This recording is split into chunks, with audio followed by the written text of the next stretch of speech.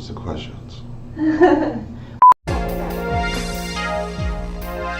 Hi, my name is Leonard Wedderburn. The games that I worked on were Fluffy Water and Soulmates. For Soulmates, my role was to make sure that the game worked, pretty much. I was the programmer. I made sure that the player were able to collect the souls and to also shoot the souls out to the planets. So that was pretty much my job in making sure that was working. My favorite part about working on Soulmates was to make it work for how Chris wanted it to work. It was kind of really fun just to, see his ideas and to work around them so that the game just was able to flow well. One thing I did actually add in making Soulmates work, and that I really enjoyed as well, was that the souls would spin around you. And I just felt like that was pretty much really neat to see in VR. The idea of Chris had of just making it not be UI based and making it completely audio worked as well, and I really enjoyed that. We had a few issues in making sure this new program, I forget the name now, but we used it to help in working with the sprites, and it was really difficult in the beginning to understand exactly what was going on because pieces that were already created for animation and everything weren't working. So we had to figure out ways around that and to just make sure that in the end we were getting out what we actually put in. I did enjoy working with new people and everything. I really enjoy working in teams.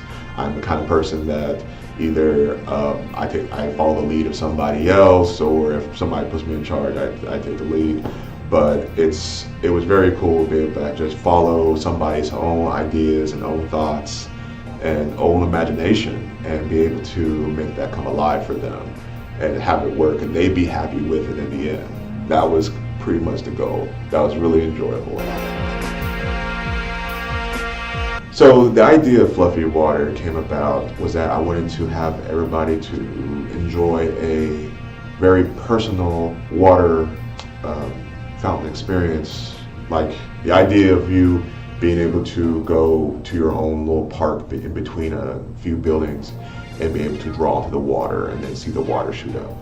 That was really the idea. It's supposed to be very simple, very relaxing. Coming towards the end of the project and getting that to work, I believe I got it, and people seem to be enjoying it, so I'm happy with it. This was pretty much a singular project in the beginning, but as we know that when you work on a project, you cannot keep it to yourself, and also you should not keep it to yourself. So I first started designing this and creating this small world. I wanted to also challenge myself as a programmer as well by creating my own reticle. And so I had to ask my friend Shay to help me out in figuring out how to make the reticle work with the Google VR tools that we were already using in the beginning. And he was able to direct me in a way to understand exactly how to make that work. And in the end, I have a reticle that's different from the one that you see for Google Cardboard, and it's unique and different, and I was really cool to see that actually come about. And so that was one of the great challenges for me on this project, was to learn a new way of interacting with it, of actually programming around a tool that already exists and to make it my own. HVRE is in its third year.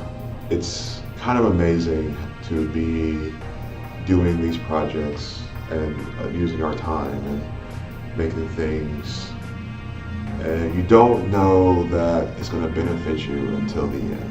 I have been working with Shylo for the past 3 years on these projects, and I wouldn't have the knowledge and understanding of VR if it wasn't for her continued goal to make people work on stuff, to make people actually want to learn and be able to just enjoy their time as well. In the end, you know that it's going to be fun because all the knowledge and all the experience is going to be helpful for you in your future.